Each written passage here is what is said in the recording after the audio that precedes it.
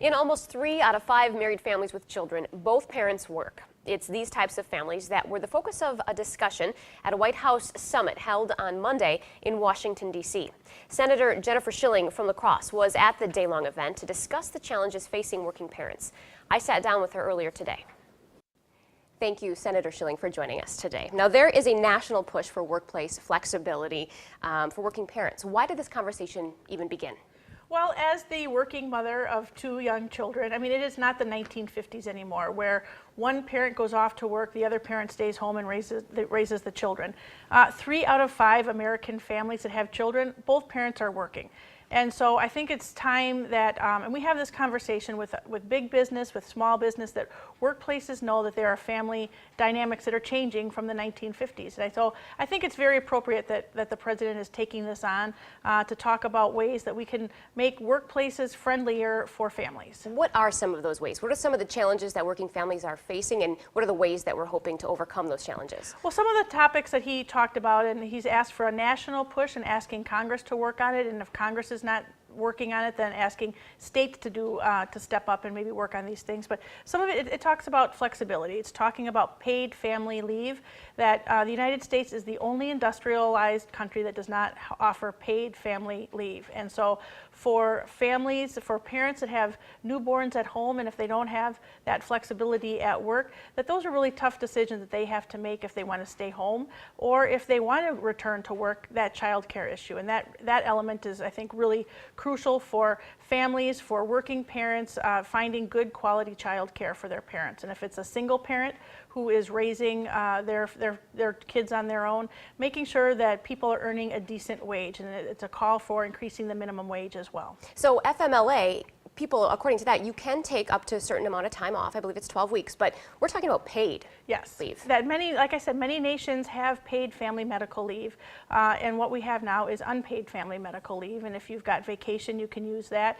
But at the conference that I was at, they were big businesses. Fortune 500 companies were there, Fortune 100 companies were there, and they have moved in the direction, listening to their employees, saying, how can we make the workplace more attractive to you? How can we be more friendly for you? If it's telecommuting during times, that might be a possibility. That it really is important that that conversation happens for flexibility, to kind of do the right thing, because it is tough to be a working parent. And like many parents, the morning we are running out the door, making sure that the kids are fed, making sure the backpacks have been checked, we get to work on time. And if kids have a fever that day, you just cross your fingers that they can make it through the school day and you don't get a call from the nurse. If you don't have sick leave that you can utilize to leave and go home and take care of your kids. So I think it's something that, and many businesses are doing the right thing.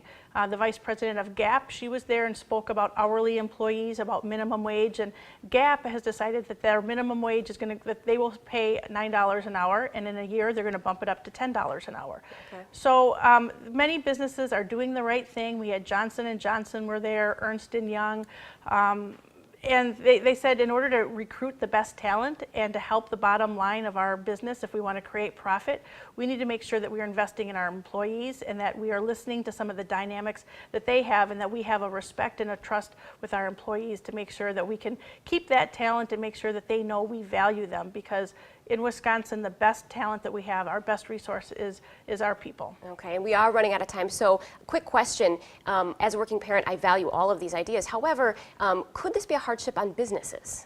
Well, and again, President Obama had said, these should not be, these are not frills. These are really necessities for working families. And so some states, 13 states, have answered the call about raising the minimum wage. Congress has not been able to move forward with that, so those states are doing that. Small businesses, they were involved in the fast food restaurant, and these owners said, we value our employees. They are hourly employees, but we have had them for a long time, and because they could move on to other businesses, but because we respect the fact that if they have a sick child at home, if they're sick themselves, we want them to have sick leave so they can stay home. We don't want someone to come into our restaurant and order up a side of sweet potato fries with a touch of flu. I mean, that just does not make sense. And so I think having this conversation with small businesses, with large businesses, and with working families, if it's a 2-income earner or a single parents who are really struggling to make ends meet with their kids and dealing with earning a decent wage and taking child care and making sure that the kids are raised safe and have a good opportunity for education. It's about about opportunity for working families. All right. Thank you so much for joining us. We Thank you. appreciate it.